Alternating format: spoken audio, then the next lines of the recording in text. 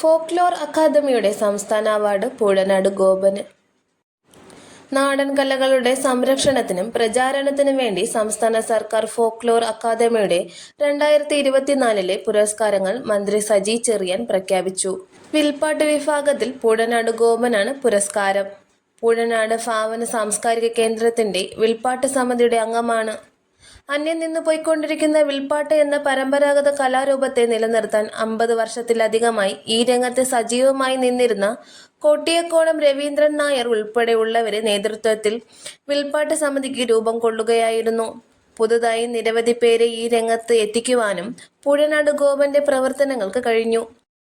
വർഷങ്ങളുടെ പാരമ്പര്യമുള്ള തെക്കം തിരുവിതാംകൂറിന്റെ തനത് കലാരൂപമായ വിൽപ്പാട്ടിന് ആധുനിക സാങ്കേതിക വിദ്യയുടെ സഹായത്താൽ പുതുതലമുറയ്ക്ക് കൂടി ഇഷ്ടപ്പെടുന്ന തരത്തിൽ വിൽപ്പാട്ട് വിൽക്കലാമേള എന്ന രൂപത്തിലേക്ക് രൂപപ്പെടുത്താൻ പൂഴനാട് ഗോപന്റെ പ്രവർത്തനങ്ങൾക്ക് കഴിഞ്ഞു. ഇന്റർനാഷണൽ ഫോക്ക് ഫെസ്റ്റ്, കേരളീയം തുടങ്ങിയ നിരവധി വേദികളിൽ ഇതിനകം പരിപാടികൾ അവതരിപ്പിച്ചു വരുന്നു. തിരുവിതാംകൂറിന്റെ കഥ പറയുന്ന വേലുത്തമ്പയാണ് ഇപ്പോൾ വേദികളിൽ അവതരിപ്പിക്കുന്ന കഥ.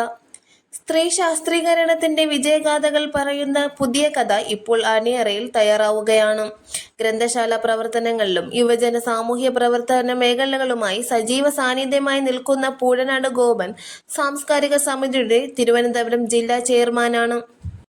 കേന്ദ്ര സർക്കാരിന്റെ മികച്ച യുവജന സാമൂഹ്യ പ്രവർത്തനങ്ങളുള്ള പുരസ്കാരം, സംസ്ഥാന സർക്കാരിന്റെ യൂത്ത് അവാർഡ് തുടങ്ങിയ നിരവധി പുരസ്കാരങ്ങൾ ഇതിനകം ഗോപനെ തേടിയെത്തിയിട്ടുണ്ട്.